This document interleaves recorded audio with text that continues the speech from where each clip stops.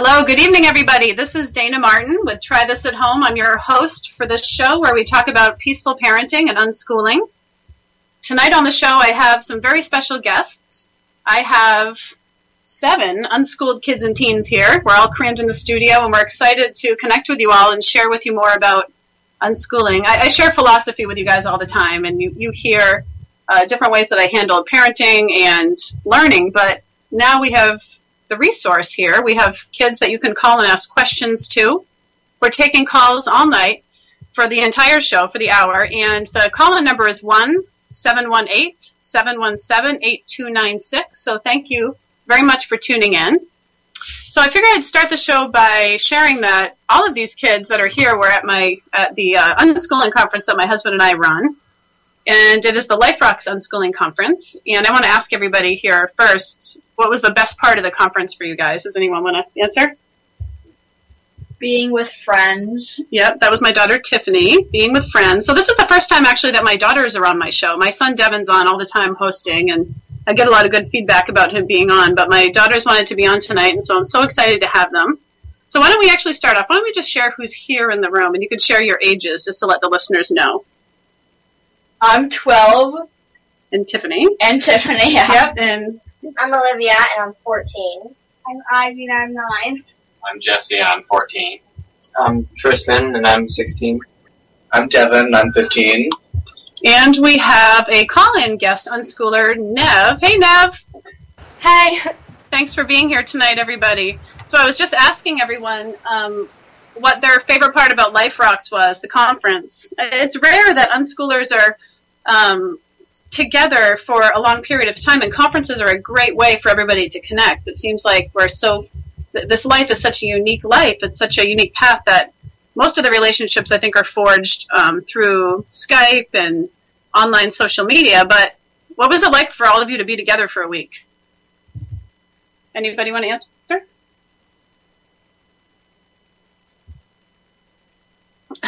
Jump in. I'm thinking. Well, Tiffany already said being with friends. It was just free. That's it. That's all we did. We just hung out the whole time. We don't have to see each other. So this was your first conference, right, Nev? I went to Rethinking Everything. Oh, yeah, you went to the conference that I ran in Texas. August.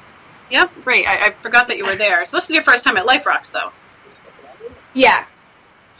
I noticed that you guys, all the teens just kind of crashed together. Wasn't it in your room? Yeah, it was. I don't know if most parents would be supportive of a bunch of teens crashing together in a room, but all the parents that were at the event were completely supportive. I think part of this life is based in trust and respect, and that is something I think very unique to this life. I had a few people raise their eyebrows when they heard all the teens were sleeping in one room together. So what did you guys do? Tell me about this room. What did you guys do in the room? All a blur.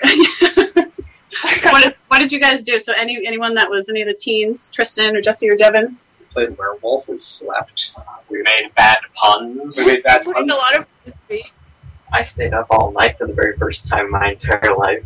Oh yeah, Tristan stayed up for the first time all night. Everybody was supporting him through that. I remember hearing about that, and I heard all about the bad puns. There were a lot. They were all bad.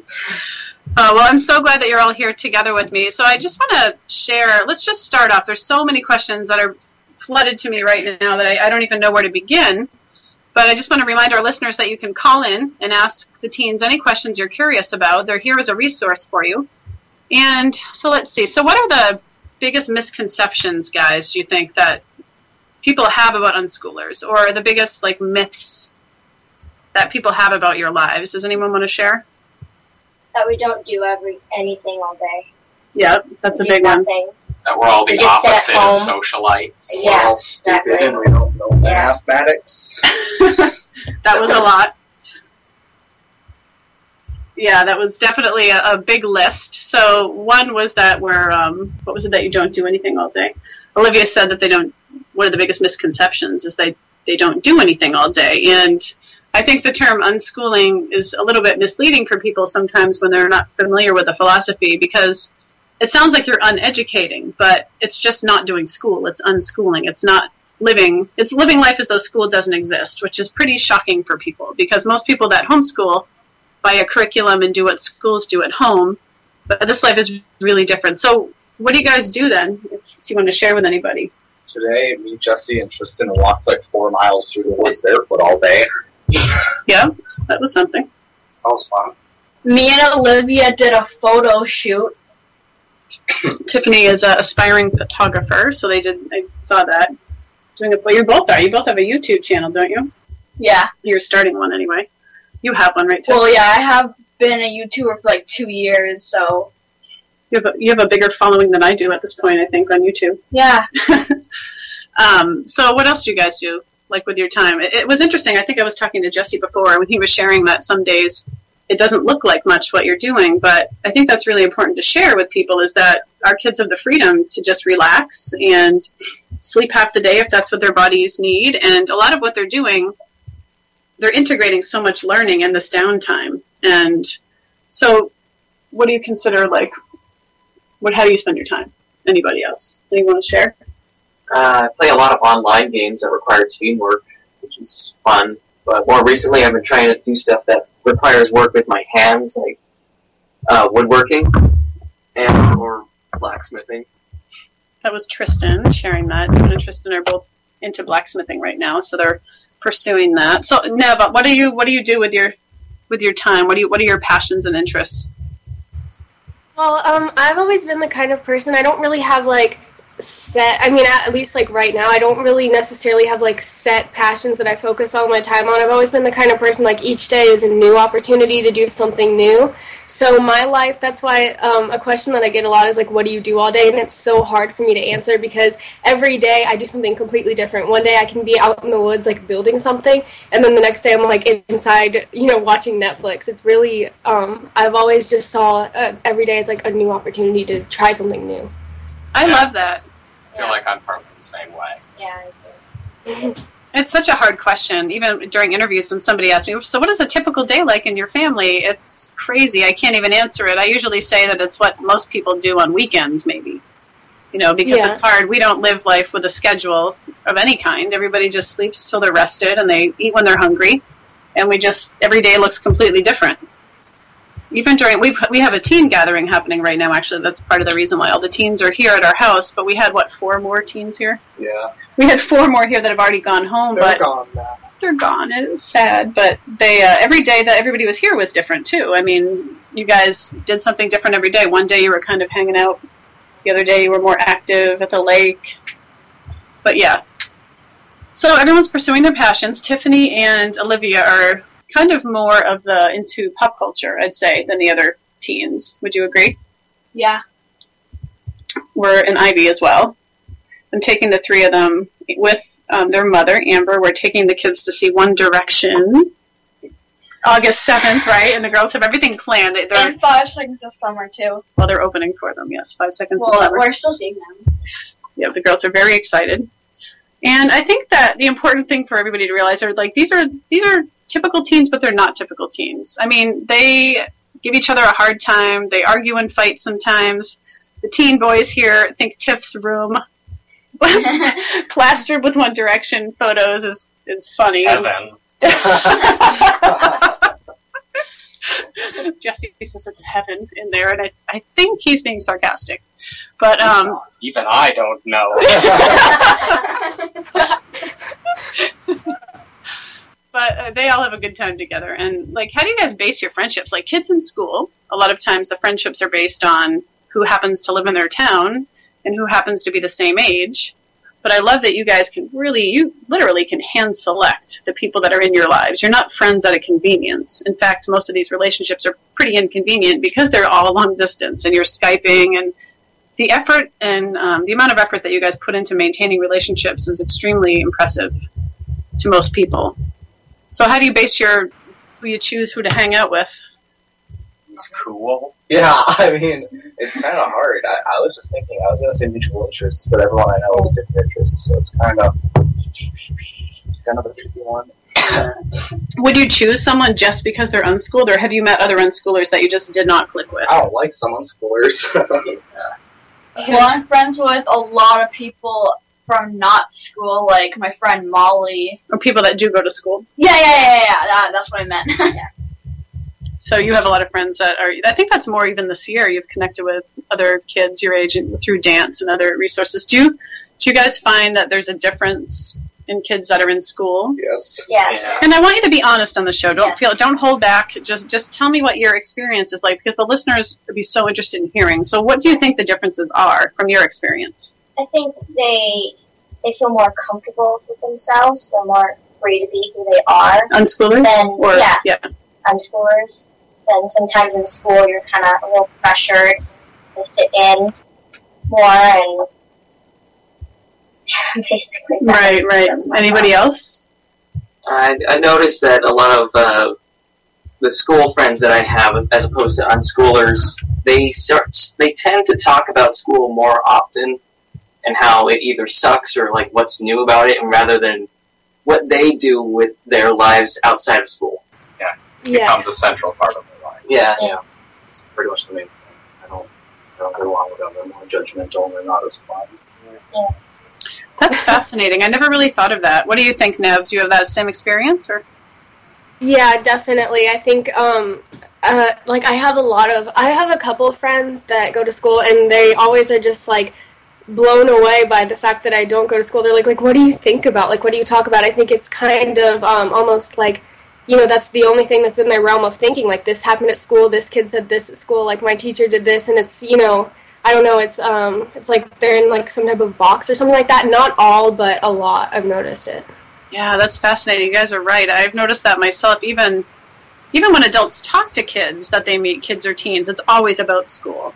What grade are you in? How do you like your classes? Like, that is life to them. That is their life. And I kind of notice sometimes if people, like, are in school and then they come into, like, at your house, and then we say, do you want to go on the trampoline or something? And they're like, oh, wait, we're allowed to do this at this time? But we go. We go on the trampoline at, like, 2 in the morning, and they're like, wait, we can go? We can be even awake at 2 in the morning? So... Right, yeah, that freedom component blows people's minds. And I think especially most of my listeners on this network, I think, are most interested in hearing about that part of it. I mean, most people really understand the education and non-schooling side of unschooling, but the parenting side is really blows people's minds. The fact that you kids aren't punished is huge. So we don't live life with rules. So what are your thoughts about that? Do you guys live life with rules?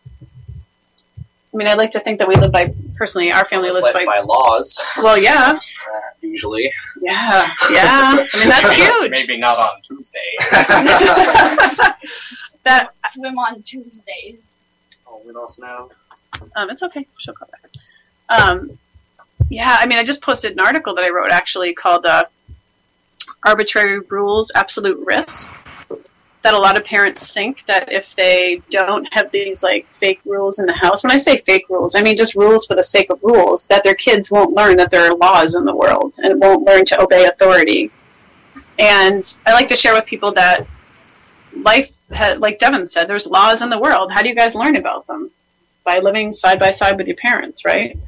What do you think when you hear, do you have any friends or anyone you know that's, like, grounded or punished? Yeah.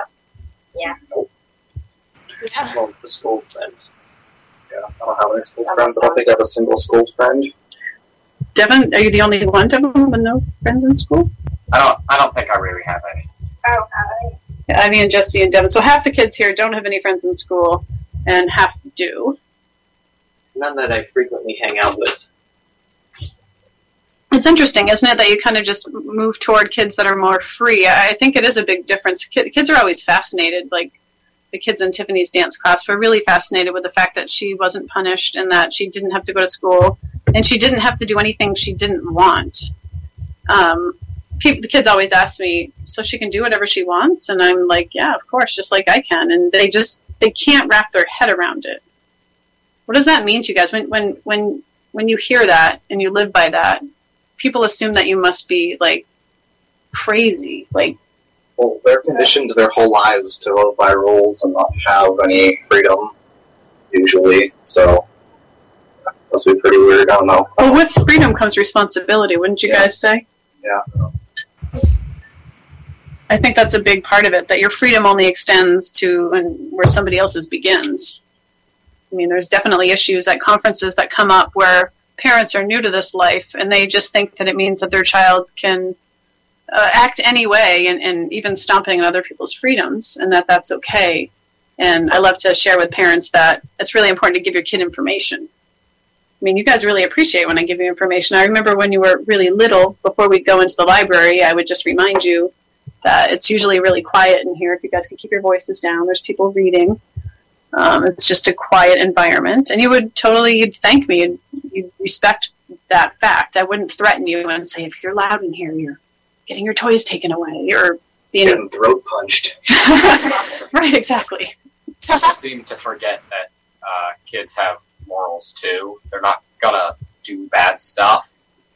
Yeah. I love that. You're so right. And assuming positive intent from kids and knowing that kids and teens they want to do good. I mean, they're born into this world good, and you have to just nurture that. So that is such an important... Humans are programmed to break rules and pass boundaries, so telling them not to do something probably doesn't help. Yeah, they're bringing a sign that's not passing. You just let's pass all over that place. Yeah, why do you think that is? Parents, like, some parents really, really need to learn that, like, their children are not dogs. Like, they can't treat them like animals, putting leashes on them and saying, if you, like, you can just have this one ice cream cone, that's it. Like, cause, like, yeah, dogs, like, it's okay to say, like, oh, they can't have this, because sometimes, like, with chocolate for dogs, they can die, but for humans, like, yeah, it's not the best for them, but they can have as much as they want. Their parents really, really need to learn that their their children are not like dogs or animals. They're not going to want to eat too much. Yeah. If it's an actual bad thing, they're going to stop, but if you tell them they can't, they're going to do it as much as they can. Yeah. If they're free to, they're not going to It's going to make them want to do it even more. Yeah.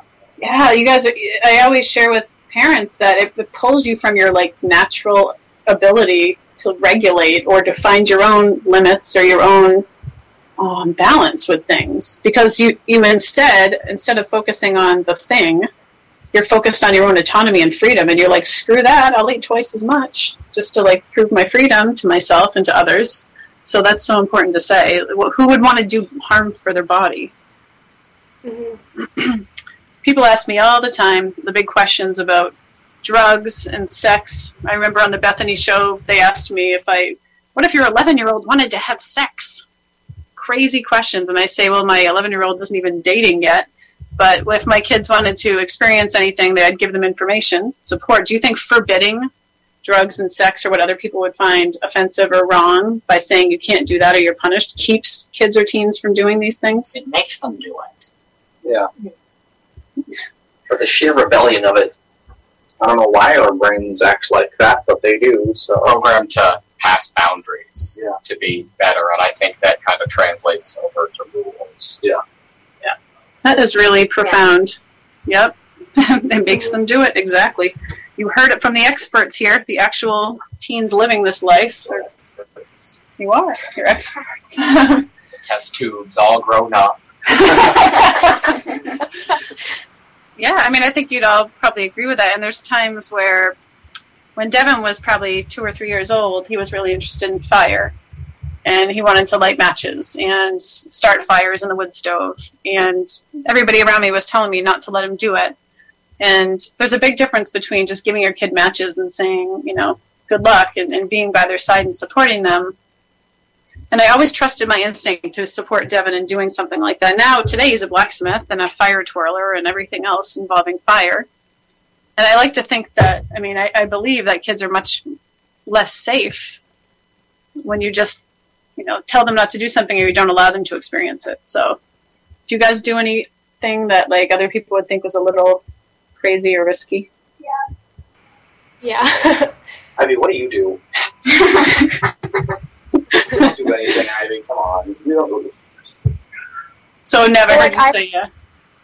Yeah, like, I feel that way with piercings. That was a big thing because I always get them, like, professionally done and stuff like that. And I feel like a lot of my friends that went to school, they would have like these piercings, like their tongues pierced and stuff, and I'd be like, oh, how'd you do that? And they'd be like, well, my mom said I couldn't, so I just like shoved an earring through my tongue. You know what I mean? It's like, I definitely think if you say like you can't do this, they're going to do it, so why not give them information like, oh, you can get an infection or, you know, something like that, and then they're going, you know, let them get it done in the right way, sort of thing.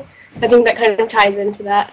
Yeah, for sure. I love that comparison because a few of you have piercings. Jesse, you have a nose piercing. What was that experience like? What did you tell your mom you wanted to get it done? And Yeah, I told her I wanted to get it done. And the piercing guy was probably okay with it because I look older than I am. yeah, You really do. I thought you were like 16 or 17, but you're 14. and what was the experience like for you? Good. Cool. And your mom supported you, obviously, and gave you information. And your mom has her nose pierced too, right? Yeah, I think, like a lot of these mothers have tattoos and piercings too, so obviously we're going to support our kids. We're kind of more on the fringe in a few different ways. But, yeah, I noticed that with unschooled kids, that a lot of them look kind of wild, right? I mean, you'd see an unschooler, you go to an unschooling conference, I wonder what the outside world thinks looking in, because... No, they're doing all this perfectly safe stuff to their body. Oh, right. Well, I mean, you see the long hair and the piercings and the colored hair and the really unique clothing. I mean, I love going to unschooling conferences and just seeing the individuality there. But in our culture, when somebody expresses themselves in that way, it's generally thought of as rebellion. And so people, I think, see unschooled kids and they don't realize that they're like the nicest, most, loving, I don't mean to generalize, but they're the kindest, loving, most accepting people. But you would not guess that judged on a lot of their appearance.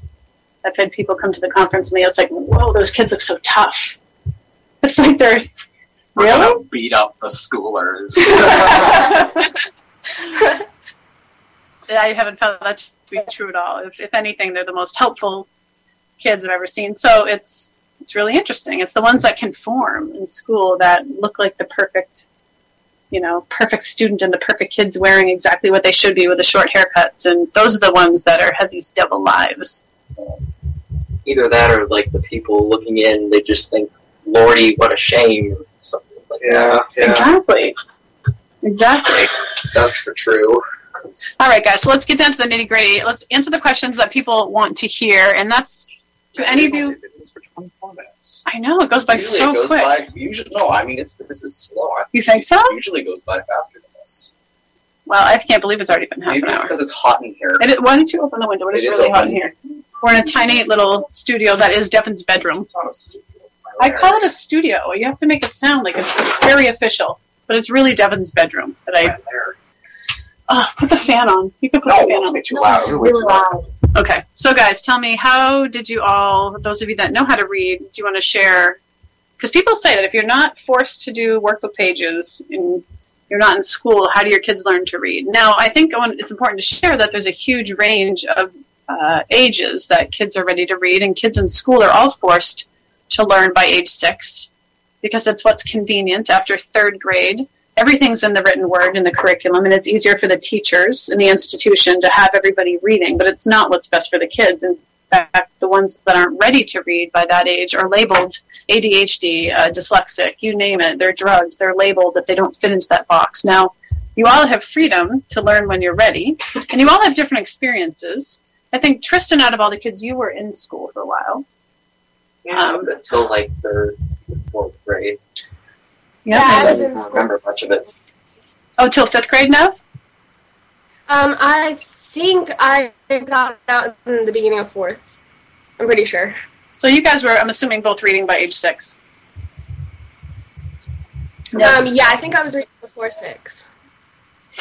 There are some unique situations where naturally kids learn to read earlier, but I think generally, from my experience working with unschooling families, My tremble.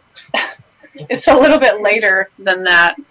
So do you want to just share how you guys learned to read? And it could be as simple or as detailed as you want.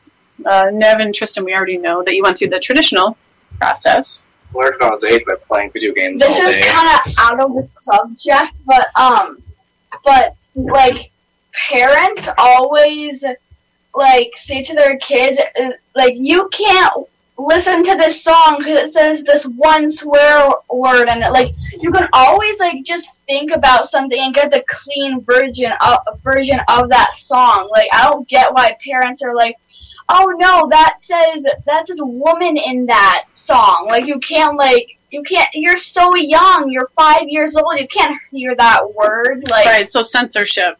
Tiff has a big problem with censorship. It's actually a passion of hers to like awake parents up to giving kids freedom to make good choices.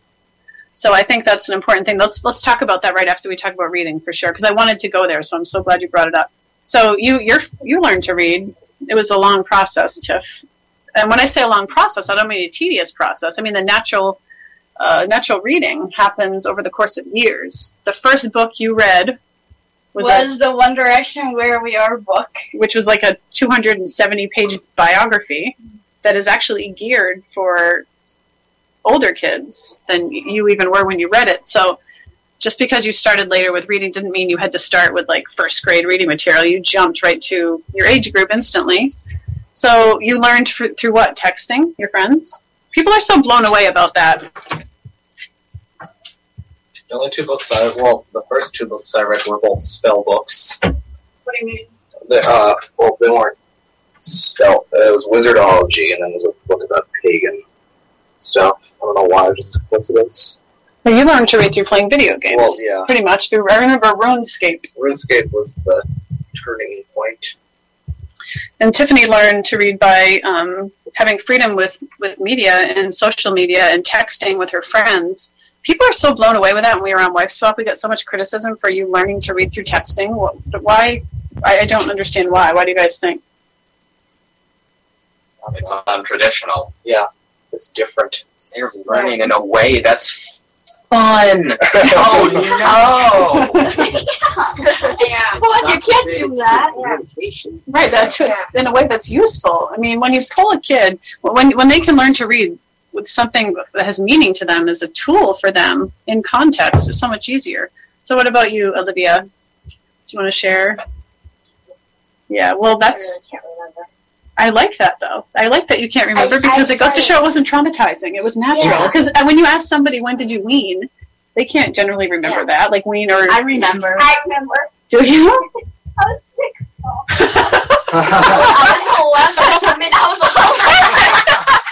11 months. 11 months. I was not 11. That was bad. Yes, Ivy nursed till she was 6. I'm still not weaned. Oh, Devin. I can so see that happen. Oh, God, there's a whole blog going up about that right now as we speak, I'm sure. I lied. I was like 3, maybe. You were 3, you were 4.5. I'm so proud that I was weaned when I was really young. I don't know why, I just like it. Do you? Yeah. Because you're like I'm different. You're traditional. You were 11 months old when you weaned. So Olivia doesn't remember, which I think is really impressive because it goes to show how natural and untraumatizing it was, and it was just a useful tool that she picked up when she was ready. Ivy's still in the process of learning to read. Do you think it's frustrating that you don't know how to read yet, or how do you feel about it, Ivy?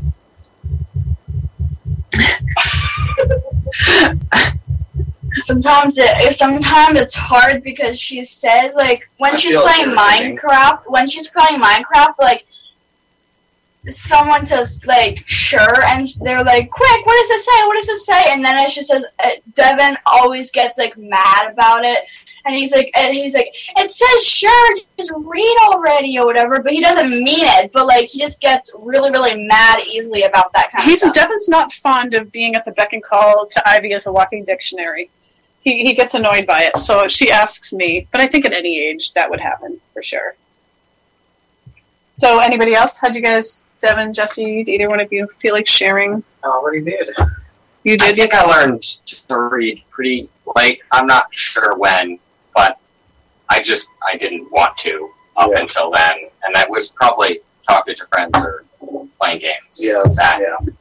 Cheered me on. I could read perfectly now. Jesse, you can read better than I can, I think.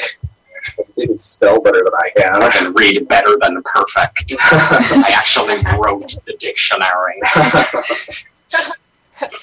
Well, I think it's really interesting, and I hope the listeners can really grasp how powerful this is, that it doesn't matter how early a child learns to read. it doesn't mean that they're going to be far advanced, because all of these kids have learned to read at different ages. I know it was between the ages of 10 and 11 when Devin and Tiffany learned, and Ivy's 9 and still in the process of it. Some unschoolers don't read till they're 14, 15 years old. Mind you, that's on the far end of the spectrum, but that's completely natural for some kids.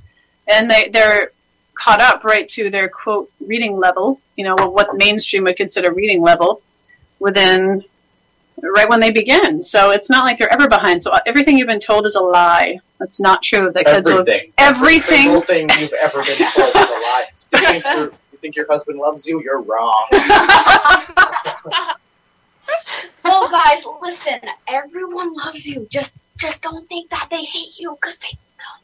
Tiffany's big on telling people how much they mean to everybody else and how loved they are. I love that. What did you eat? Okay, this is so weird. Like, me and Olivia, 3 minutes ago, let's say, we were trying to make a YouTube video. 3 minutes ago. No, 3 days ago. Not 3 minutes, 3 days ago. Okay. Sorry. We were trying to make a YouTube video of calling, hotels and saying, so I called one and I said, we believe in you, just never give up, whatever, and they just hung up. They didn't even say thanks and then hung up. They just hung up. Nice. Well, it was interesting because they were doing kind of the opposite of prank calls, and they were calling businesses, telling them how special they were and how much they meant to them, and the businesses didn't know what to think of it. I don't think people know what to do with kindness. We're so far removed. We're so far removed from it. Was that weird? So, what did people tell me? What you'd say when you'd call somebody? What? What would you say when you'd call somebody? That made my day, and you're an awesome person for doing that. Yeah. I'll be like, oh, wait, is this for a video? Because, of course, who wouldn't make a video of doing that, even if it wasn't for YouTube? That would just be awesome that someone did that. Well, you guys can do it for sure. So let's talk a minute about what you said. So you're not for censorship. So how do you think it corrupts you to hear swears on songs? I mean, what do you guys... know. That's what someone who's corrupted would say. No. I remember, and I'm sure people get sick of hearing this, but I was a total metalhead when I was a teen, and I used to love bands that I was really criticized for liking because of the lyrics. Seriously, I used to love Slayer and Obituary and really hardcore metal. I was the only girl that liked it out of anybody I knew, but if you were to analyze the lyrics, they were pretty brutal, but I loved the energy of the music. It was the energy that I connected with, and it met a need within me.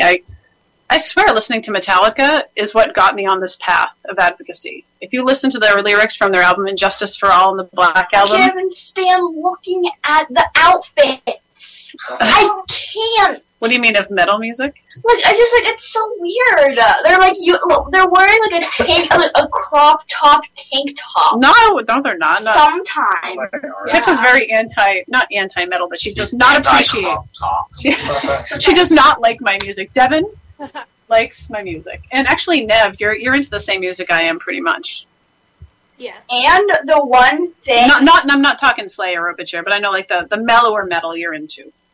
And the one thing, this is not about the metal music, Mom, thanks. I really, really hate when parents say to their kids, that's, let's say, it's nail polish or something, and it's honey, that is way too bright for your age. Dark red, it's that's so bright for your age. It's really, it's just a color. So you're all about trusting kids and not having them censored and allowing them to express themselves the way they want. You actually, Tiffy, you have stretchers in your ears, which people can never believe that. Yeah, someone commented on one of my YouTube videos before, and they're like, wait, you have gauges? I'm 16, and my mom doesn't allow me to get gauges. And I'm like, oh, I don't know what to say to that. So guys, tell me, what is some of the strangest comments that you have received from people? Just take a minute to think about it. Just about unschooling. Has anyone asked you weird questions? Thank you. Are you commenting on Devin's bandana, or that's a comment you used to get? No. No? No, I did get that one. Yeah. Well, Tiffany had a hat she wore for a couple years. Oh. I know. I hated that light moment. Really? From looking back, it's oh my god, just, oh my I think we all have those moments where we look back on pictures or remember something that we did. Like, this is my headband years. You know that there's going to come a time where I don't wear the white headband, where I'm like, oh my God, why did I always wear that? So we all have things that kind of are comforting to us, that make us feel like who we are in that moment in our lives. And we all have things that we wear. Like One Direction. Like, let's say because they make me who I am. I know. Like, what would I do every day, like, if, like, I didn't? Like, I don't know what to say, Mom. I know. You're expressing your love for One Direction, and I appreciate and support I love that. One Direction, too. Just Yeah. Oh my goodness. So anyway, let's go back to have any of you ever got any strange comments or questions? Like, what are the weirdest questions people ask you guys? Like apparel-wise, or like... No, just about your life as an unschooler. are you dumb? I got that one in that voice one time. From our neighbor? Yeah. Well, how awesome is that you guys, because people would think probably that people that don't go to school would get a lot of criticism, and you're sharing right now that you can't even think of a weird question or comment that you've got. I don't socialize with people that aren't unschoolers usually, so... Why is that, though? I don't get along with them at all. It is interesting when we go places, we definitely get stares, and I always kind of wonder why. It's like, do we look different? Do we stand out? There's just something people find fascinating about kids who are living in partnership with their parents. The way that we talk to you guys and the way that we spend our time with you is really non-typical. One thing that I notice when I take the kids out and you see parents like scolding their kids, that's something that drives Tiffany and Ivy crazy. Ivy can't stop staring at a parent who's counting. Like when they're looking at their child and they just start counting for them to listen and obey. And the kids always ask me, like, what the heck are they doing? Like, I always make, like, stupid faces at them. Like, I always want to go up to them and say, what do you think you are? Like, why do you keep doing that? Like, you can just say it nicely and they'll listen to you. Yeah. I don't think most parents think it's that easy. It's almost like they think it's a lot harder. So, okay, no one has any weird questions or comments. That's pretty cool. I didn't know that would happen. I thought for sure we'd get a crazy story. What now? I think I've gotten a lot, but I don't know. It's kind of hard, like, to think of one. I mean, maybe not weird, but, like, I get a lot of questions that don't really make sense to me, I think. Like, I don't know. I think people think that our lives are, like, more radical than they really are. Right. They can't imagine what it would be like without rules, without being forced to do schoolwork.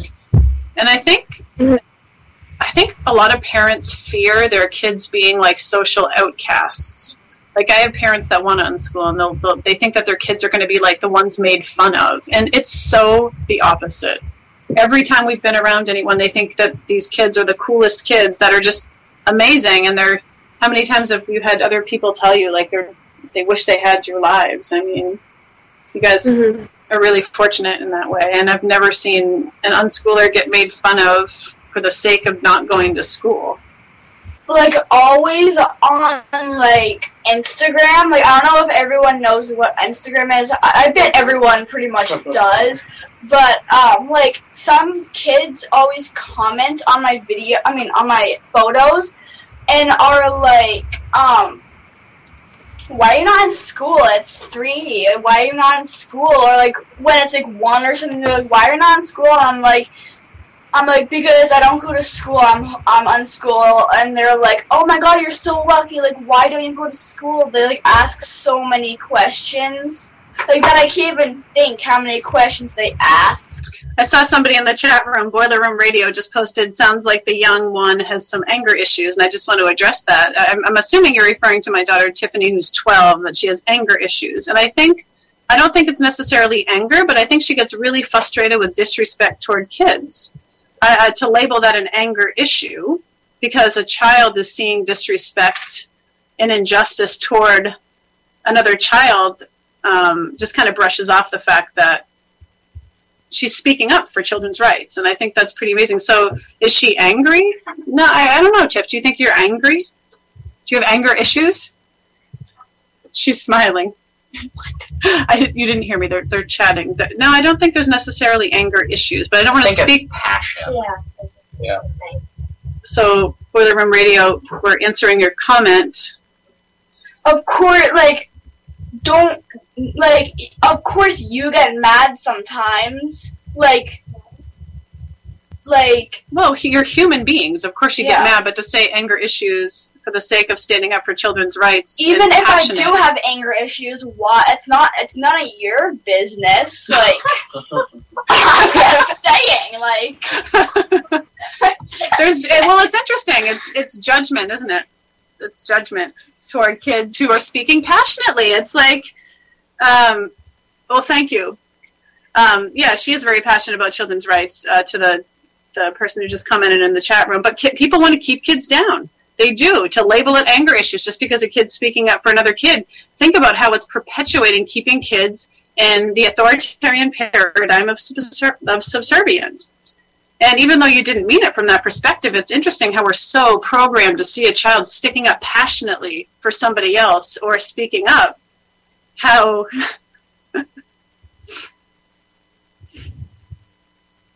Anyway, okay, moving on. yeah.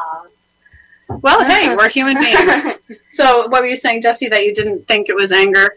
No, I think it's just passion. I know some She people really cares about something, so you're trying to express that, and you don't really know how in just like a calm, quiet manner, so you just get angry. Right. Hey, it's all part of social change. And it's interesting because I would never label any of my kids necessarily angry about the state of the world. I think they get frustrated like I do. But because they're living the lives that they do, then they can come from a place of... I mean, well, I shouldn't speak for any of you. Do you guys ever get... Oh, he said he was referring to her wanting to punch people in the face. I don't recall her saying that. She never said... She never said... Did anybody in here say... That might be when she said something about when parents were, like, talking to their kids. She said she wanted to make weird faces at them. It might have sounded like punch. Oh, okay. Almost like, who do you think you are? But I didn't... Yeah, she didn't say she wanted... someone for it. She did. She said she wanted to give them weird faces. She didn't say she wanted to punch them in the face. But Devin said something about punching somebody. I said throat punch. I said it as a joke. Oh, Devin was joking. He said something about... referring to parents throat punching children for some reason. I don't know what I was saying. Anyway, I just wanted to correct that because it's really interesting to misconstrue what somebody's saying. But anyway, there's unschoolers that are happy. There's unschoolers that are on every end of the spectrum emotionally because, hey, we're human beings. There's times that I get angry and frustrated with seeing the way that children are treated in public. And but I've found that advocacy, getting angry at another person, never helps change it. You have to open your heart to understanding of other people and knowing that everybody's doing the best they can with what they know at the time. And when you meet a parent who's struggling with a young child, and my kids have seen this actually, they've seen me go into public. How do you guys feel when I speak up for, when I support somebody or... Well, yesterday, like, you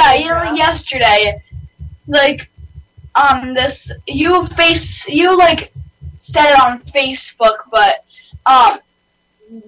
this girl's ex-husband was being really, really mean to her and the kids, and, like, she was being so nice, and then you, like, went in to give her a hug and stuff.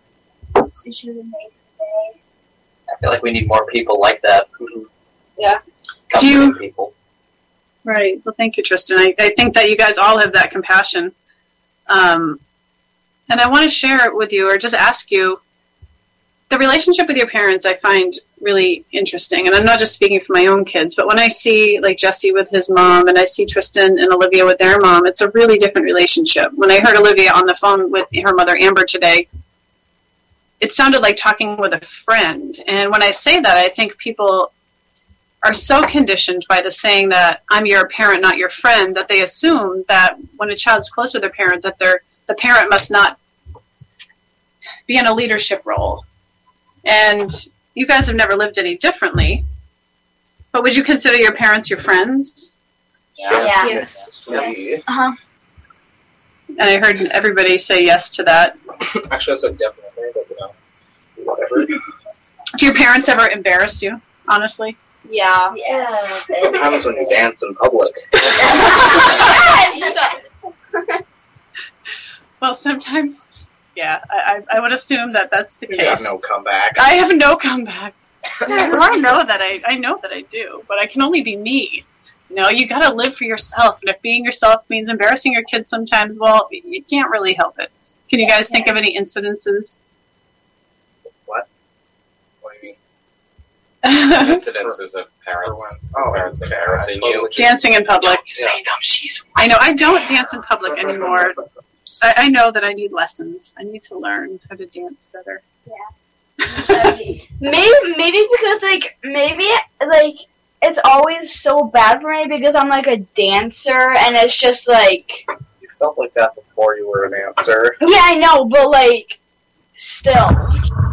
Okay, so let me just, moving on, guys. I want to focus on, if there's any other questions from the chat room, we're happy, or comments, we're happy to answer them. If there's any callers, anyone interested in calling in with questions for these unschooled kids and teens, please call in. It's 1-718-717-8296. We'd love to hear from you. We have about 10 minutes left. We have about almost, 12 minutes or something like that. Or how does your extended family feel about unschooling? Do you have support from grandparents, aunts, uncles? Well, not really. My dad's mom, like my grandparents that live like right next to us, they are not really supportive about it. But like my favorite grandparents, they live in the UK, and we're actually going to see them soon. But they're so supportive, and they're so supportive of our lives, and they're so happy for us. That's so great. So anybody else, your family's extended family supportive? Some of my side of the, or not my side, but Your side of the family. Your side of it. Some of my relatives kind of hard pressed me into going back into school. Yeah. Rather than They ask, supporting when it. are you going back? Like Yeah, you're going to be done with this. When are you going back? or like when I'm trying to explain. My dad is actually. Your dad asks you, Nev, when you're going to go back? My dad is really unsupportive about it. He always pesters me to go back to school. Actually, just last weekend, he sat there and lectured me about it, saying that, like, I would have so much fun in school, and I'm, like, doing myself a disservice. And my mom's parents, those grandparents, they're really supportive, and I'm really thankful for them. But my dad's side, they're the same way. They're all educators. They were all, like, principals and superintendents, and they give me a really, really hard time about it, and it's been really difficult for me. I think that's one of the hardest aspects of living this life, is not having support from people that are in your life, that you love, that you just want them to understand. And, so anybody else want to share? It is hot. It is very hot in this room. It's like at least 80. Just put the fan on, please. It will be too loud. Not if you put it on low. It will be. Yeah, well, Mom, we'll pick. You're not even gonna be able to hear us talk. I'll try. It'll be I think fun. it's loud. Somebody posted in the chat room that all these kids need an ass whooping and most likely a haircut. And of course they're anonymous. Thank you. That actually is a very, very.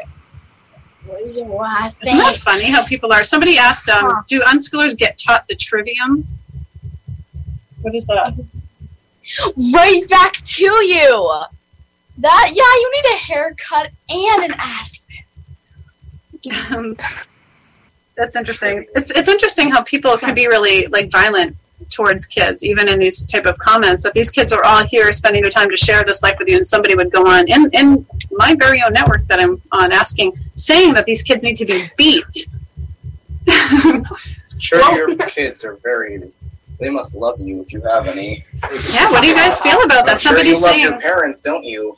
what if that said a woman? Like, what if it said, like, all these wives need an ass whooping? Mm-hmm. What do you think about that? Like, how would people respond to that about women? Because it wasn't, but to say it to a child, somehow it's acceptable. To say that the kids need to be beat. I want to ask why? Answer me that. What am I doing wrong? Is it because we're kids and you're an adult, maybe? Yeah, I think you guys intimidate people. You really shake up the system. You create change, and you make people scared. You know, because when you can force somebody and beat them into being subservient, it's Yeah, it's really scary for our culture to think of freedom. You know, trivium, grammar, logic, rhetoric. Well, I mean, you're listening to them speak right now, so I say yes on the grammar. Logic. Well, I think it's... Go ahead. What were you going to say? Well, no, I can recall just the other day, like, when all the other unschooler teens were here, we were talking a lot about, like, grammar and stuff, like, what would be the proper use for that word in that sentence. And, like, We did that for like half an hour. yeah, we did. I are a good talking act. I hear you guys talking theory and philosophy constantly.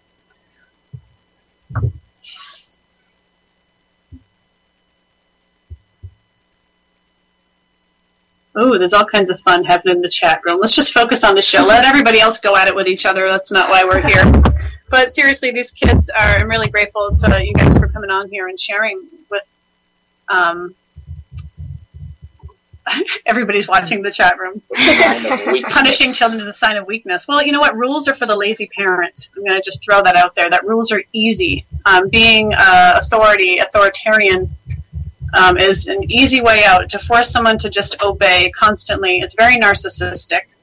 And forcing other people to meet your needs constantly through threat and punishing just because you're bigger and more powerful does nothing but create a narcissistic society and a narcissistic world. Everybody asks, everybody says in our culture, like, that the world is so full of narcissism and no one's taking a look at themselves, at what they're creating by being authoritarian to their kids. We live in partnership. Our kids have never been punished. They don't fear us. They know that they can come to us with any questions or comments, and we're here to support them. I know, just ignore this person. We get stuff, you bore us, Anonymous. You really, truly do. Because we hear this kind of thing all the time, and these kids, it's just so boring. And, like, in YouTube, people always like say this kind of stuff, and in real life, if someone says that, like, you can just say, I'm just joking, I'm just being sarcastic. Like, I'm a really, really sarcastic person, so, like, if I say something, like, right back at you, like, I don't really mean it, like, so, yeah, like, I'm not, like, a lot of people are really, really sarcastic, and a lot of people are not.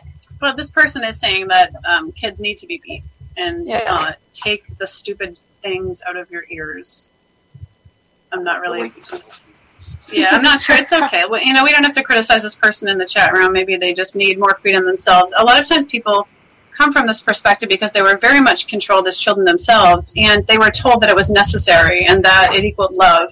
And it really shakes people up to hear that it wasn't necessary, that no, you didn't have to go through all that you went through. That was so unjust and so painful to raise you in a good way. And so you guys are living examples and living proof of the fact that a child never needs to be punished. A child never needs to be treated as less than, to learn to be good people. These kids that are in here with me are some of the best people that I know. They are the kindest, most loving human beings that I've ever come across. And I know it's from their freedom and the respect that they receive. We have 5 minutes left.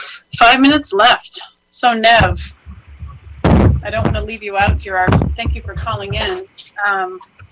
These kind of comments are something that we're so used to, I think, any unschoolers, that kids need to be punished, that it's all necessary. But I encourage you, Anonymous 3279, watch some videos, connect, learn more about unschooling and a partnership-based parenting paradigm, because I think it'll really open your eyes and to unbrainwash yourself to think that punishments are necessary.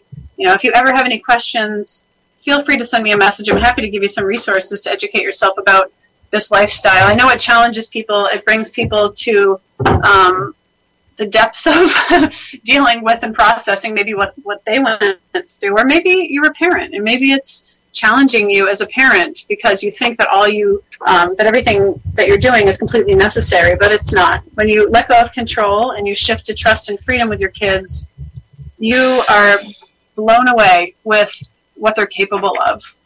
And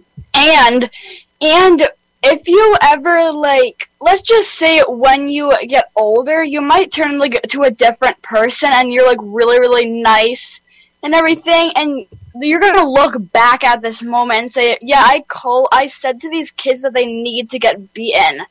And, like, that's not a good memory to remember, you know? Maybe he just needs a hug.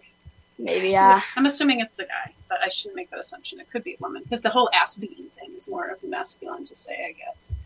But, Violence is not the answer. no, no, and I hope someone gives you a hug and lets you know that they're sorry for any abuse that you went through as a child. So, okay, enough of the therapy session. And I love you guys that you guys reached out and offered this person that was criticizing you and saying you need to be beat. Oh, well, thank you very much, yeah. Okay. Anywho. She said you're gorgeous, Mom. Well, I don't know. Is it a woman or a man? I don't know. But thank you. We don't know. We don't know. You guys are awesome. Thank you all for being on with me tonight. And I'm surrounded by so much love here with all these kids. My daughter Ivy's hugging me. We're all anxiously watching the chat room.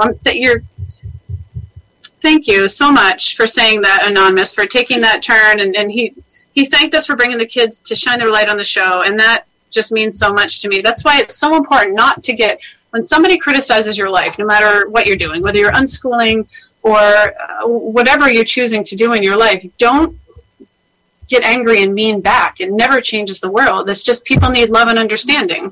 And so when somebody criticizes, no matter what it is, open your heart, connect with them, share information without getting defensive. One of the best quotes I ever heard was by Byron Katie. Do you guys know who Byron Katie is? I've heard the name several times. And one of her...